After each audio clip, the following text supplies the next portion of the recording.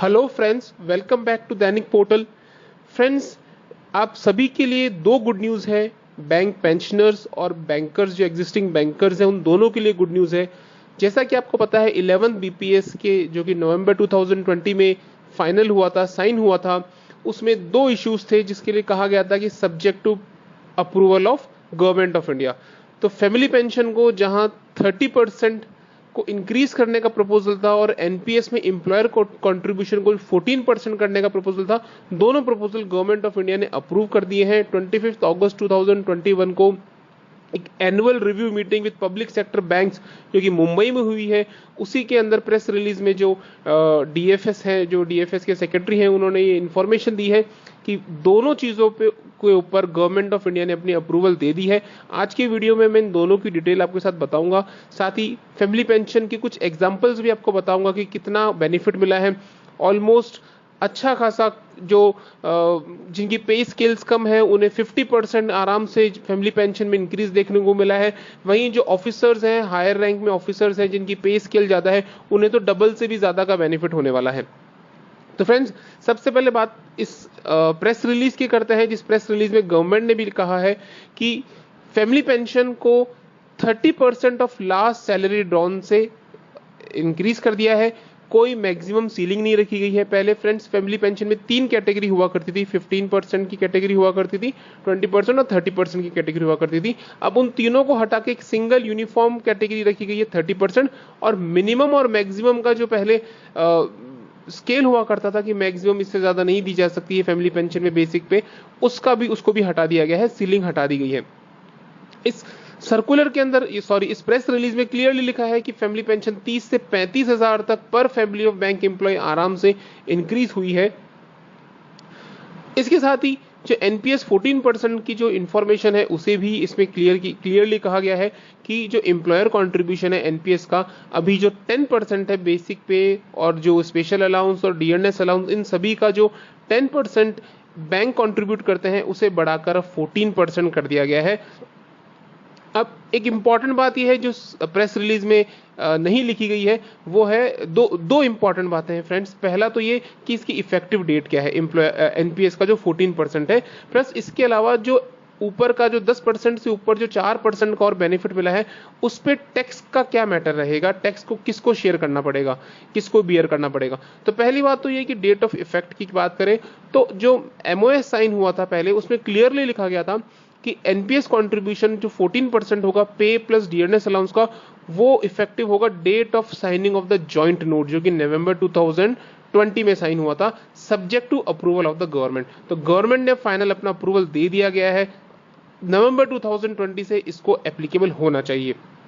इसके साथ ही बात करते हैं टैक्स का। अगर अपन बात करें तो टैक्स के अंदर भी अभी फिलहाल ऐसा है कि जो अप टू 10% एम्प्लॉयर कंट्रीब्यूट करते हैं उसके ऊपर टैक्स रिबेट मिलती है, लेकिन उससे ऊपर जो एडिशनल जो 4% जो एडिशनल ऐड हुआ है उस पे सेंट्रल गवर्नमेंट एम्प्लॉयज को तो टैक्स रिबेट मिलती है, लेकिन आरबीआई के अंदर टैक्स रिबेट नहीं दी जाती है। वो जो ऊपर का 10%, जो ऊपर का 4% उसको कंट्रीब्यूट किया, बैंक जो कंट्रीब्यूट कर रहा है उसे एम्प्लॉय की इनकम में ऐड किया जाता है। तो वही फॉर्मूला सेम बैंक में रहने वाला है कि अप टू 10% कंट्रीब्यूशन पे टैक्स रिबेट मिलेगी, लेकिन ऊपर वाला जो 4% जो एक्स्ट्रा जो इसमें अप्रूव हुआ है वो एम्प्लॉय की इनकम में ऐड किया जाएगा और उसके ऊपर टैक्स एम्प्लॉय को देना पड़ेगा।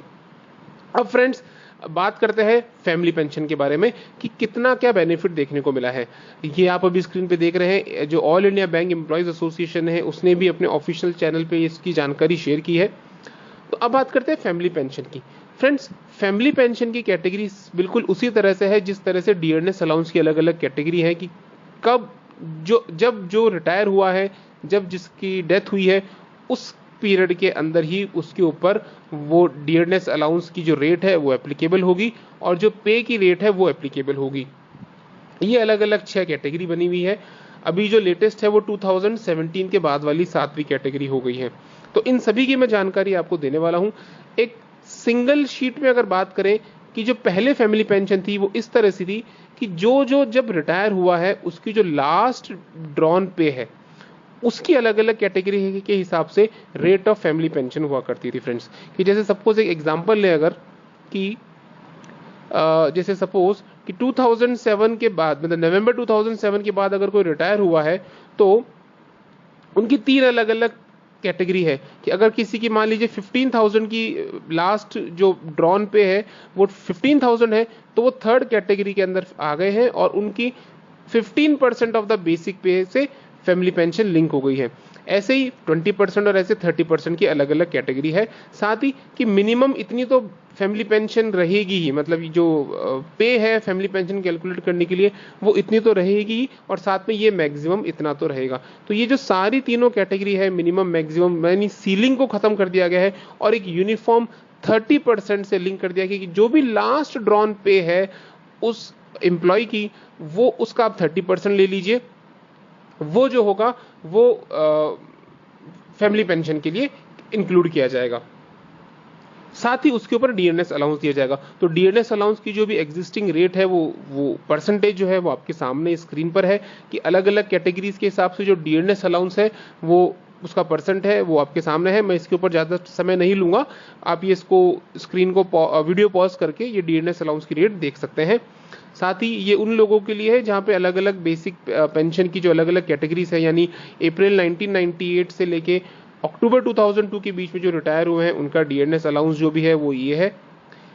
साथ ही नवंबर 1992 या फिर जुलाई 1993 यानी वर्कमैन और ऑफिसर से इस पीरियड के बीच से लेके मार्च 1998 के बीच में अगर कोई लोग रिटायर हुए हैं या अगर उनकी एम्प्लॉय की डेथ हुई है तो उसमें जो डीएनएस अलाउंस की रेट है वो ही आपके सामने है। यानी पे, फैमिली पेंशन की पे आप कैलकुलेट कर लीजिए, उसके ऊपर डीएनएस अलाउंस इस रेट से आप उसके ऊपर ऐड कर लीजिए, वो आपकी पूरी फाइनल फैमिली पेंशन होगी।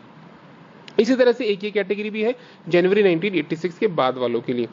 तो अब अपन बात करते हैं सिंपल एक एग्जांपल की कि सपोज कोई एम्प्लॉय है जो कि जिसकी डेथ जनवरी 2003 में हुई, यानी 8th बाइपर्टाइट सेटलमेंट का जो पीरियड था उस टाइम पे डेथ हुई है। तो सबसे पहले इंपॉर्टेंट बात तो ये है कि उस पीरियड का डीएनएस अलाउंस कितना है। उस पीरियड का डीएनएस अलाउंस आज की तारीख में है 254.34%। और सपोज जो लास्ट ड्रॉन पे थी उन एम्प्लॉय की वो 25,000 थी और उसके अंदर जो बेसिक पे था वो 9,000 का अमाउंट था। तो सपोज अगर आज बात करें कि पेंशन की अगर अपन बात करें तो इस हिसाब से पेंशन कितनी होती सपोज, तो इस हिसाब से पेंशन बनती है 31,891। इसके अंदर बेसिक पे और उसके ऊपर डीएनएस अलाउंस को ऐड किया गया है और कम्यूटेशन रीस्टोर्ड वाली कैटेगरी को माना गया है, यानी कम्यूटेशन फैक्टर वापस रीस्टोर कर लिया गया है, उसके हिसाब से फैमिली पेंशन को कैलकुलेट किया है। अब इसी पर्सन के हिसाब से अगर फैमिली पेंशन की बात करें तो जो फैमिली पेंशन अभी एग्जिस्टिंग है वो एग्जिस्टिंग है कि 15% इनका जो कैटेगरी है वो कैटेगरी बनता है लास्ट ड्रॉन पे का 15% वाली कैटेगरी, यानी 3750 ये इनका पे माना जाएगा और उसके ऊपर डीएनएस अलाउंस कैलकुलेट किया जाएगा 254.34% के हिसाब से। तो यानी टोटल फैमिली पेंशन बनती थी पहले 13,288 रुपीज।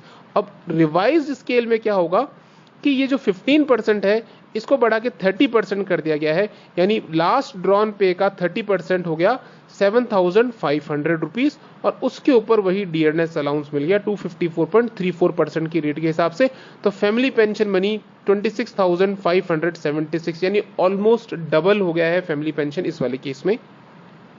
ऐसे एक और केस अगर देखें 7th बीपीएस में सपोज अगर कोई एम्प्लॉय रिटायर हुए हैं या उनकी डेथ हुई है जनवरी 2000 की अगर बात करें तो 7th बाइपर्टाइट सेटलमेंट के हिसाब से सबसे पहले जरूरी बात है कि डीएनएस अलाउंस कितना होगा।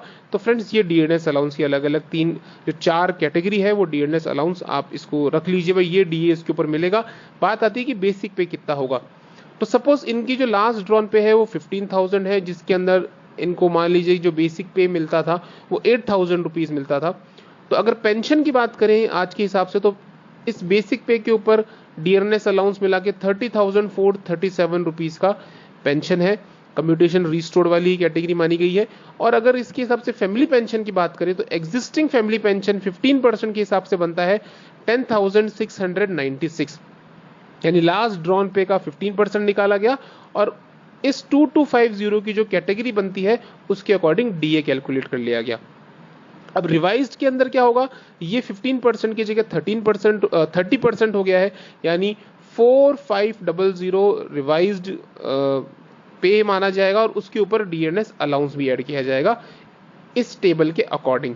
तो रिवाइज्ड फैमिली पेंशन हुई, इसमें भी ऑलमोस्ट डबल है, थोड़ा डबल से कम है, 20,797, यानी फैमिली पेंशन में अच्छा जंप देखने को मिला है। ये बहुत ही बड़ी गुड न्यूज है। बहुत पेंडिंग, काफी समय से पेंडिंग था, ये डिमांड बहुत पहले पूरी हो जानी चाहिए थी, लेकिन इसको पूरी होने में काफी समय लग गया है और अब जाके इस चीज को अप्रूव किया गया है। तो फ्रेंड्स, ये थी दोनों इश्यूज से रिलेटेड जानकारी। अगर आपको वीडियो अच्छा लगा तो प्लीज इसे लाइक कीजिएगा, वीडियो को जरूर शेयर कीजिएगा, चैनल को जरूर सब्सक्राइब कीजिएगा। Thank you friends for watching this video.